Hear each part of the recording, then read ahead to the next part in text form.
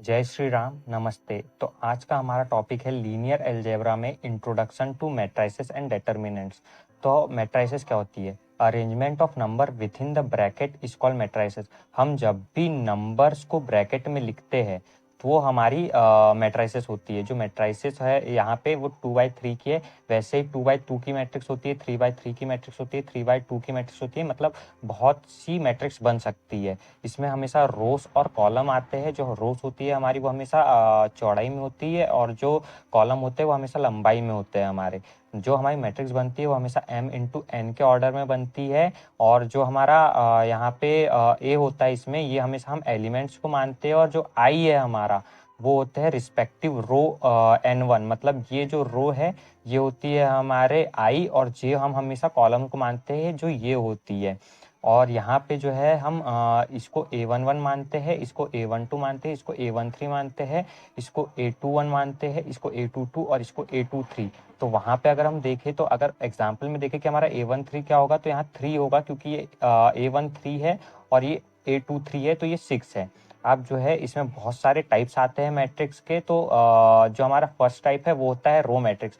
जो रो में होती है, मतलब जो चौड़ाई में होती है वो हमारी रो मैट्रिक्स होती है, और जो लंबाई में होती है वो हमारी कॉलम मैट्रिक्स होती है। एक होती है नल मैट्रिक्स। ये 2/2 की मैट्रिक्स है क्योंकि इसमें जो रो है वो भी 2 है और कॉलम है वो भी 2 है।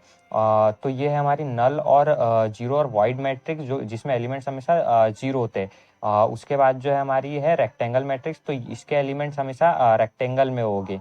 जो हमारा रो है वो यहाँ पे 2 है, और जो कॉलम है वो हमारे 3 है। तो जो ये है ये हमारा रेक्टेंगल है। ये कभी भी 2/2 की या 3/3 की नहीं हो सकती है। रेक्टेंगल मैट्रिक्स हमेशा हमारी रेक्टेंगल में होंगी, या ये 2/3 की बनेंगी या 3/2 की बनेंगी। इसमें जो हमारा एम है वो not is equal to n होगा। स्क्वायर मैट्रिक्स हमारी वो होती है जो हमेशा स्क्वायर में होती है। जैसे 2/2, 3/3 ये कभी रेक्टेंगल में नहीं हो सकती। जैसे 2/3, 3/2 ये हमेशा जो है मैट्रिक्स हमेशा 2/2, 3/3, 4/4 ऐसे में ही होगी। उसके बाद आती है हमारी डायगोनल मैट्रिक्स। तो डायगोनल मैट्रिक्स में जो हमारे डायगोनल के एलिमेंट होते हैं, डायगोनल होता है उसी में हमेशा एलिमेंट्स होते हैं, बाकी सब में हमारा 0 0 आता है। ये 3/3 की मैट्रिक्स है, और ये जो है हमारी डायगोनल मैट्रिक्स है। स्केलर मैट्रिक्स वो होती है हमारी जिसमें जो एलिमेंट है, जो डायगोनल के एलिमेंट है उसमें हमेशा हमारे इक्वल वैल्यूज आती है। जैसे यहाँ 5 5 5 है और बाकी सब में 0 है। ये डायगोनल मैट्रिक्स की तरह होती है, बस इसमें जो एलिमेंट है वो हमेशा सेम होते हैं। जैसे यहाँ 5 5 है और 2/2 की मैट्रिक्स में यहाँ 2 2 है। उसके बाद आती है हमारी आइडेंटिटी मैट्रिक्स। तो आइडेंटिटी मैट्रिक्स में हमेशा जो हमारे डायगोनल के एलिमेंट्स है उसमें हमेशा 1 1 1 आएगा, और बाकी के एलिमेंट्स में हमेशा 0 0 आएगा। और यहाँ पे 3/3 की मैट्रिक्स है, ये 2/2 की मैट्रिक्स है। तो इसमें डायगोनल के एलिमेंट में 1 1 है, और इसके भी डायगोनल के एलिमेंट में 1 1 है, और रिवर्स डायगोनल में 0 0 है। तो ये होती है हमारी आइडेंटिटी मैट्रिक्स। उसके बाद हमको करना है एल्जेब्रा ऑफ मैट्रिक्स। तो इसमें आता है इक्वेलिटी बिटवीन मैट्रिक्स। तो इक्वेलिटी बिटवीन मैट्रिक्स क्या होती है? तो इसमें जो है हमारा जो फर्स्ट मैट्रिक्स है वो हमेशा इक्वल होगी सेकंड मैट्रिक्स के। जैसे जो हमारा ए है वो हमेशा इक्वल होगा पी के, जो बी है वो हमेशा क्यू के, सी जो है वो आर के, और डी जो है एस के। तो इसमें हम अज्यूम कर सकते हैं कि हमारा A11 है और ये भी A11 है। तो जो A11 है वो हमेशा इक्वल होगा A11 के।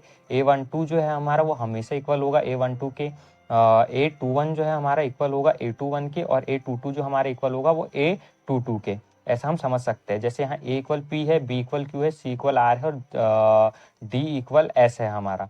तो इसमें जो ऑर्डर हमेशा सेम होना चाहिए इक्वेलिटी बिटवीन मैट्रिक्स में, और रिस्पेक्टिव एलिमेंट्स भी हमेशा इक्वल होना चाहिए। और जो है इसका अगर हम एग्जांपल देखें तो यहाँ पे जो है x+2, तो हम इसके इक्वल में है तो इक्वल में हमेशा 6 आएगा, 7 के इक्वल में 7, 9 के इक्वल में 9, और y-2 के इक्वल में 8। तो अगर हमको यहाँ पे x और y फाइंड करना है तो जो हमारा x+2 इक्वल हम 6 लिखेंगे, और फिर यहाँ पे जो 2 है उसको ट्रांसफर कर देंगे तो ये माइनस में चल जाएगा, और x हमारा 4 निकल जाएगा। और जो हमारा y है उसके इक्वल में हम 8 रख देंगे, और इसको इधर अगर हम ट्रांसफर करें तो ये ऐड का साइन आ जाएगा क्योंकि यहाँ सब्सट्रैक्शन का था, और इक्वल में 10 आ जाएगा, तो y इक्वल हमारा 10 निकल जाएगा। उसके बाद एडिशन एंड सब्सट्रैक्शन भी वैसे ही होता है हमारा, जिसमें जो है हमारा यहाँ पे जो a है A11 है वो हमेशा A11 के इक्वल होगा और A12 A12 के इक्वल होगा। तो यहाँ पे जो A है वो हमेशा इक्वल होगा P के, B जो है हमेशा इक्वल होगा Q के, और यही ऐड हो गया हमेशा। जैसे यहाँ A प्लस P होगा, B प्लस Q होगा, C प्लस R होगा और D प्लस S होगा। यहाँ पे हम देख सकते हैं वैसे, और सब्सट्रैक्शन में भी वैसे ही होगा। जो हमारा A है वो सब्सट्रैक्ट होगा P से, और B जो है सब्सट्रैक्ट होगा Q से, C जो है हमारा सब्सट्रैक्ट होगा R से, और D जो है हमारा सब्सट्रैक्ट होगा S से। तो ये होता है addition and subtraction of matrix, जिसमें जो एलिमेंट है वो हमेशा इक्वल अपने सेकंड मैट्रिक्स के उसी एलिमेंट से ऐड और सब्सट्रैक्ट होंगे। तो आगे हम इसका एग्जांपल करें। अब हम देखेंगे आगे एडिशन एंड सब्सट्रैक्शन का एग्जांपल। तो यह हमारी 3 मैट्रिक्स है, जिसमें जो हमारी फर्स्ट 2 मैट्रिक्स है वो ऐड हुई है और जो थर्ड मैट्रिक्स है वो उससे सब्सट्रैक्ट हुई है। तो यहाँ जो हमारा A11 जो है वो A11 से ऐड हुआ है, A12 जो है हमारा A12 से ऐड हुआ है, और A13 जो है हमारा वो A13 से ऐड हुआ है। तो यहाँ पे वैसे ही नीचे वाली रो में भी सारे एलिमेंट से ऐड हुए हैं। तो यहाँ पे हमारा 3, 10, 14, 7, 10 और 12 आया है। उसके बाद में जो है हमारी जो ये दोनों को ऐड करके मैट्रिक्स आई है, उससे हम इसे सब्सट्रैक्ट कर देंगे। तो जो 3 है उससे हमारा 1 सब्सट्रैक्ट हो जाएगा, 10 जो है उससे हमारा 6 सब्सट्रैक्ट हो जाएगा, और 14 से हमारा 7 सब्सट्रैक्ट हो जाएगा। तो यहाँ पे आ जाएगा 2, 4, 7, और वैसे ही नीचे वाले से ये सब्सट्रैक्ट हो जाएगी, तो 5, 4 और 9 आ जाएगा। उसके बाद जो है हमारा स्केलर मल्टीप्लिकेशन।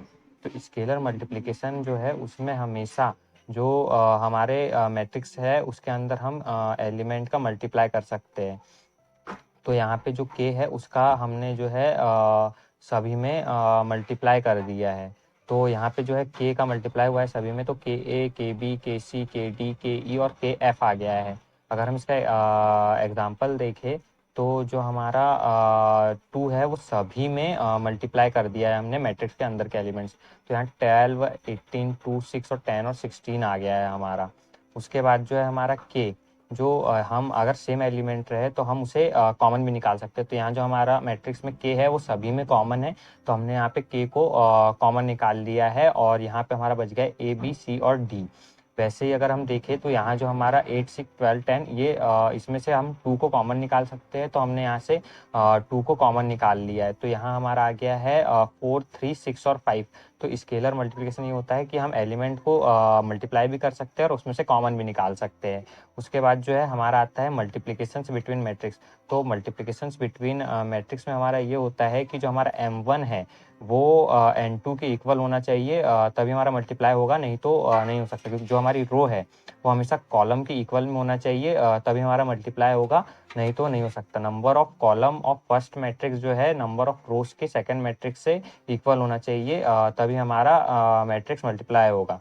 जैसे हम यहाँ देख सकते हैं कि जो हमारा 1 है वो 2 से मल्टीप्लाई हुआ है, और 2 जो है 1 से मल्टीप्लाई हुआ है और बीच में ऐड का साइन आया है। वैसे ही हमारा जो वही रो है वो सारे ही कॉलम से मल्टीप्लाई होगा। जो हमारा 1 और 2 है वो 5 और 3 से भी मल्टीप्लाई हुआ है, और 1 और 2 6 और 7 से भी मल्टीप्लाई हुआ है, और बीच में ऐड का साइन आया है। वैसे जो हमारे नीचे की मैट्रिक्स है उसमें 3 का मल्टीप्लाई हमने 2 से किया है, और 4 का मल्टीप्लाई हमने 1 से किया और बीच में ऐड का साइन आया है। वैसे ही 3 का मल्टीप्लाई हमने 5 से किया, 4 का 3 से और बीच में ऐड का साइन आया है। 3 का हमने 6 से मल्टीप्लाई किया, 4 का 7 से और बीच में ऐड का साइन आया है। और यहाँ पे जो हमने मल्टीप्लाई किया है तो उसमें 2 + 2 आया है, 5 + 6 आया है, 6 + 14 आया है, 6 + 4 आया है, 15 + 2 आया और 18 + 28 आया है। तो अब हमने इसको ऐड किया तो हमारा जो आंसर आता है वो आता है 4, 11, 20, 10, 27, 46। अगर हमारी जो रो है कॉलम है वो इक्वल रहे तभी हमारा मल्टीप्लाई। यहाँ पे जो है हमारी जो रो है वो कॉलम के इक्वल नहीं है, तो यहाँ पे हमारा मल्टीप्लाई नहीं हो सकता। यहाँ देख सकते हैं 1, 2 और 3 एलिमेंट है, और यहाँ 1 और 2 एलिमेंट है, तो 3/2 की मैट्रिक्स बन रही है हमारी, तो यहाँ मल्टीप्लाई नहीं होगा। अगर हमारा ए बी इक्वल में बी ए नहीं रहा तो हमारा जो सॉल्यूशन है वो एग्जिस्ट नहीं करता है। तो ये आज का हमारा टॉपिक यहीं एंड होता है, और कल हम करेंगे डिटर्मिनेंट्स। और यहाँ तक वीडियो देखने के लिए थैंक्स फॉर वॉचिंग।